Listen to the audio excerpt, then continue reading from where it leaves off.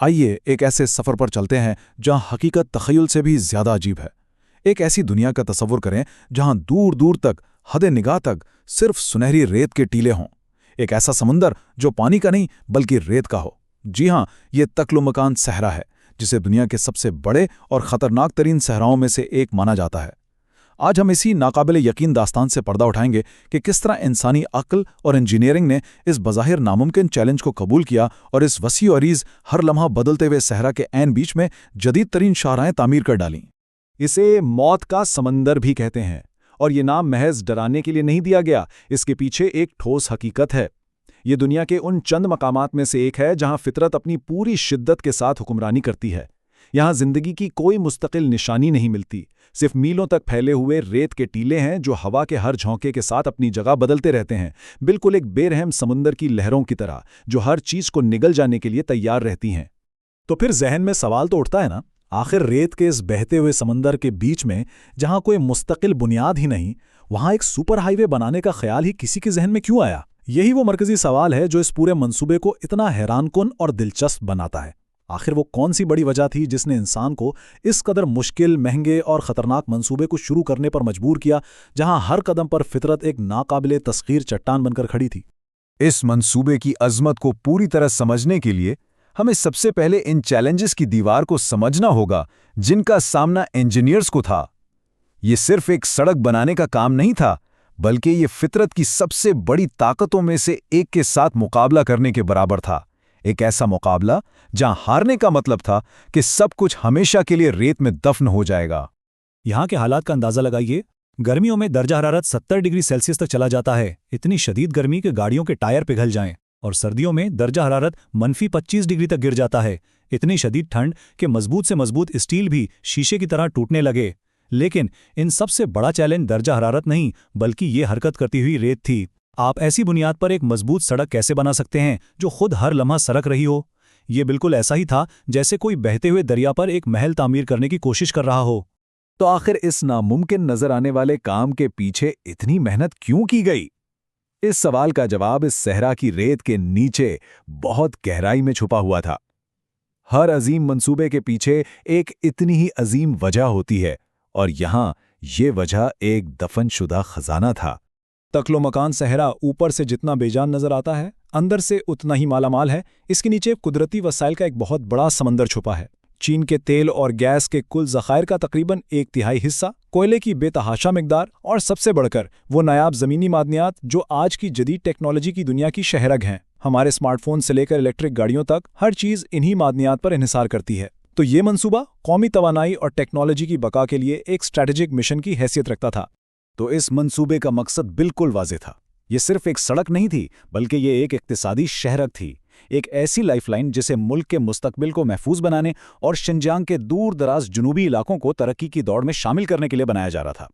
مقصد دوہرا تھا، وسائل کو ملک کے باقی حصوں تک پہنچانا اور ساتھ ہی اس خطے کو بھی ترقی دینا۔ آئیے اب دیکھتے ہیں کہ انجینئرز نے اس مسئلے کا حل کیسے نکالا۔ ان کا پہلا دشمن سڑک کی تعمیر نہیں تھی، بلکہ ریت کے سمندر کو قابو میں لانا تھا۔ انہیں یہ یقینی بنانا تھا کہ صحرا ان کی محنت کو راتوں رات نگل نہ لے۔ اس کے لیے ایک جامع دفاعی منصوبہ بنایا گیا۔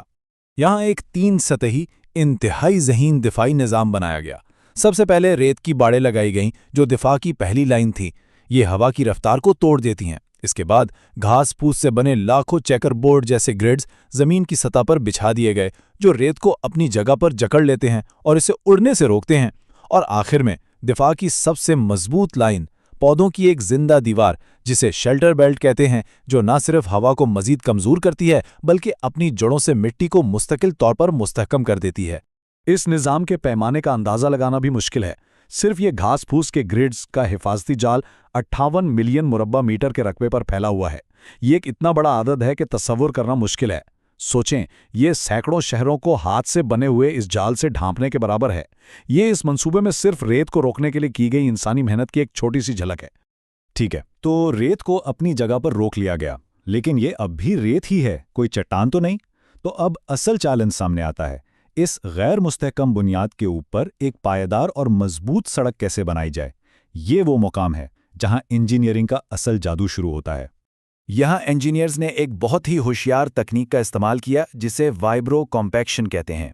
اس کا سادہ سا مطلب ہے کہ بڑی بڑی مشینوں کے ذریعے ریت میں اتنی شدید تھرتھراہٹ پیدا کی گئی کہ ریت کے ذرات آپس میں جڑ کر ایک مصنوعی چٹان کی طرح سخت ہو گئے۔ یہ ایک ایسی بنیاد تھی جس پر اب بھاری تعمیرات کی جا سکتی تھیں، ایک ایسی بنیاد جو تھی تو ریت سے بنی لیکن مضبوطی میں چٹان جیسی تھی۔ اس کے بعد ایک اور شاندار ایجاد استعمال کی گئی جسے جیو سیلز کہتے ہیں۔ یہ شہد کے چھتے کی طرح کا ایک جال ہوتا ہے جو ریت کو اپنے اندر ہزاروں چھوٹے چھوٹے خانوں میں قید کر لیتا ہے۔ اس سے ہوتا یہ ہے کہ بھاری ٹرک کا وزن پوری سطح پر برابر تقسیم ہو جاتا ہے اور سڑک ریت میں دھسنے کے بجائے ایک کشتی کی طرح اس پر تیرتی ہے۔ اور یہ حل تو واقعی ذہانت کی انتہا ہے۔ انجینئرز نے فطرت سے لڑنے کے بجائے اسے ہی اپنا ساتھی بنا لیا۔ انہوں نے سڑک کو ارد گرد کی سطح سے تھوڑا سا بلند بنایا۔ اس ڈیزائن کی وجہ سے جب ہوا چلتی ہے تو وہ سڑک کی سطح پر جمع ہونے والی ریت کو خود بخود اڑا کر صاف کر دیتی ہے، گویا صحرا کی ہوا کو ہی سڑک کی صفائی پر معمور کر دیا گیا ہو۔ یہ ایک خودکار صفائی کا نظام تھا جسے خود صحرا کی ہوا چلاتی تھی۔ تو ان تمام انجینئرنگ کامیابیوں کے نتائج کیا نکلے؟ نتائج حیران کن تھے اور اس کے کچھ ایسے مثبت اثرات بھی ہوئے جن کی شاید منصوبے کے آغاز میں کسی نے توقع بھی نہیں کی تھی۔ یہ صرف ایک سڑک سے کہیں بڑھ کر تھا۔ یہ صرف ایک سڑک کی کہانی نہیں ہے۔ 1995 میں پہلی ہائی وے کی کامیابی نے مزید منصوبوں کی راہ ہموار کی۔